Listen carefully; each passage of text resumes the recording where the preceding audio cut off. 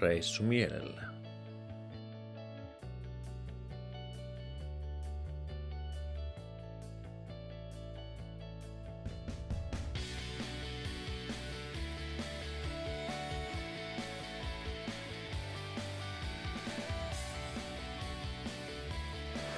Perjantai 11. päivä elokuuta. Tänään on lähdetty liikkeelle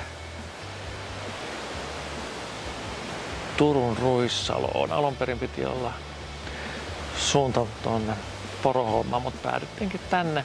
Ja sillä sattuman kaupat me oltiin tasan vuosi sitten täällä Ruissalossa ensimmäisen kerran. Aamulla oli hieman tämmöistä kriisityönohjausta. Pidin sillä niin päivän varoitusajalla ja sen jälkeen pakattiin kamat ja lähdettiin liikkeelle. Ja vielä laittoi vähän ruokaa ja sitten varattiin sauna meille. Eli tuossa hetken päästä päästään tuolla saunassa käymään ja katsotaan vähän minkälainen se sitten on. Huomenna on suunnitelmissa Turun linna. Siellä Evelina ei ole kertaakaan päässyt käymään. Hän kun on kerran Pohjanmaalta kotoisin, niin sieltä ei paljon liikuskella mihinkään. Laitti Pohjanmaalle. Ei vaan. Ja sitten katsotaan, pääsikö käymään tuolla Apohaveettuksessa tai sitten Käsityöläismuseossa. Ja mitäs muuta sitten keksitäänkin, niin näyttää sitten huomenna. Saunalle meno.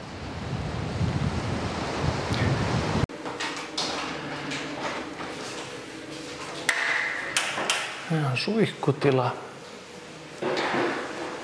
Me voidaan kumpikin valita aika monta suihkua, jos kahdestaan täällä ollaan. Löyly. Tää oli siis 30 € tunti tää saunan vuokra ja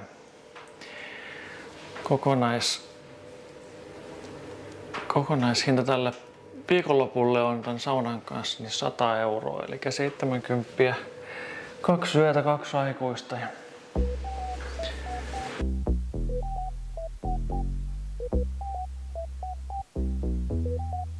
No way.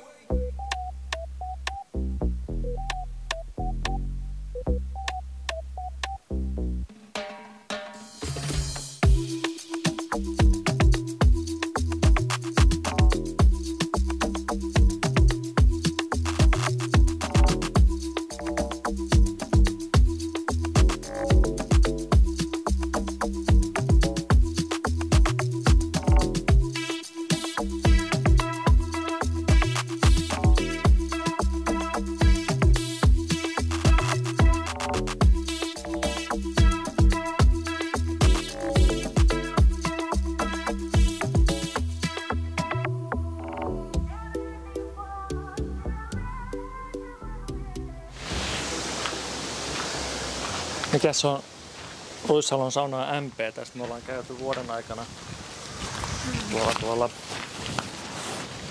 Hangossa ja tuolla Rastilassa ja täällä. Okei, no kyllä mun mielestä ehkä siis tää oli kyllä tää ihan 5/5 oli tietenkin niin kuin ihan puitteiden puolesta. Näköalakin oli ihan tosi kiva. Ja toki se on iso sauna.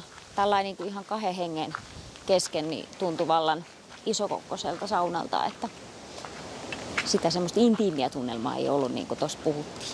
Mutta oikein hyvä, kyllä. Hyvät löylyt ja sillain. Vesi oli kylmä, mun mielestä. Vesi oli oikein miellyttävää. Niin, toisen mielestä. Kyllä.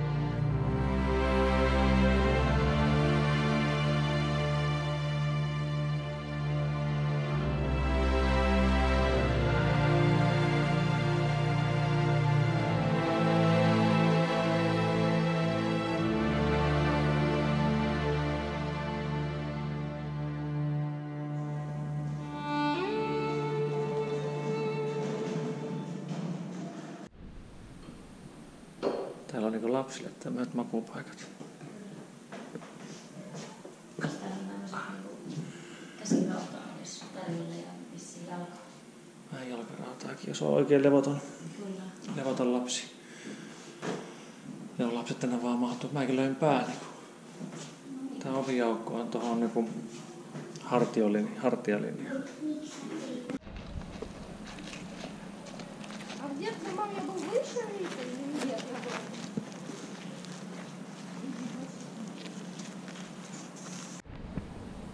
Mua vähän häikii täällä, sun raskat onneksi.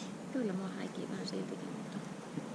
Oli tämmönen tunnin kierros, eikö ollut? About. Kauhea hiki. Ihan järjetön hiki ja muuten jano. Mitäs juodaan? Tiedän, minä katsoo mitä siellä on tarjolla. Ainakin jotain vissyä. Kaljaa. Vissyllä ja limulla mentiin. Kyllä. Hyvä jano juoda tässä. Mitäs sitten? No, pitäisikö me mennä sitten tonne. Oliko se nyt sitten Cafe Art? Se on muuten jossain kohtaa. Me vähän kävelee sitten. Art Cafe, mennään vaan.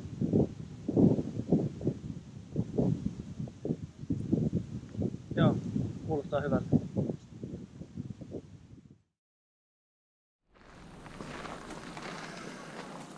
Jos käydään ensiksi täällä Luostarinmäellä ennen kuin mennään sinne Art Cafeen. Täälläkään sä et tullut vissiin ennen käynyt. En oo käynyt. Ihan eka sitten. Kiva. Mennään. Luostarinmäki on Turun ainoa yhtenäiseksi rakennettu puutaloalue, joka on säilynyt vuoden 1827 Turun palosta. Yli 200 vuotta vanhat rakennukset sijaitsevat alkuperäisillä paikoillaan. Luostarinmäki alkoi rakentua kaupungin laidalle, jossa tonttimaa oli halpaa. Mäestä muodostuikin vähävaraisten asuinalue, jossa elettiin alkuun maalaismaisemassa omavaraistaloudessa. Palon jälkeen Turkuun laadittiin 6 paloturvallisuutta korostava asemakaava ja Luostarinmäen tiheään rakennetut puutalot määrättiin purettaviksi. Tieto purkuuhasta joudutti alueen rappeutumista ja yhä useampi talonomistaja muutti pois Luostarinmäeltä. Turun kaupunki lunasti rakennukset yksi toisensa jälkeen. Luostarinmäki museoitiin ja avattiin yleisölle 29. kesäkuuta 1940. Se meni ihan vihkoon. Eri miehen koti.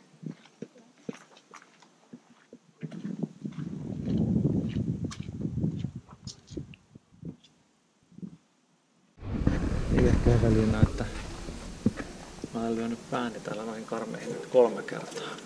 Joo, mä oon nähnyt sen tossa ja meinasin, että kato sun liikettä, että hoiperteletkö liikaa vai? Vielä on kuitenkin luonnollisen maantien harmaa väri. Hiuksissa vielä ei ole punaista näkynyt. Vähän on matalat nämä ovia.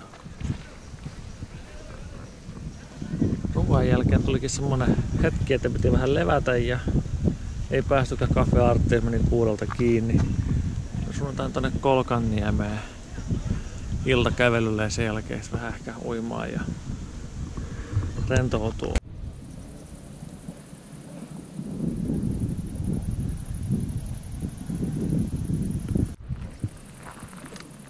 Sirkat syrisee.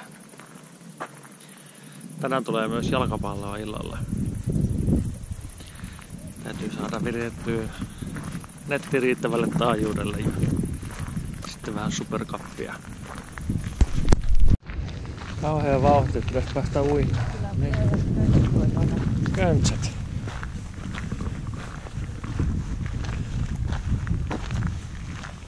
Kiva auringonpaiste tänään ollut kyllä. Niin on.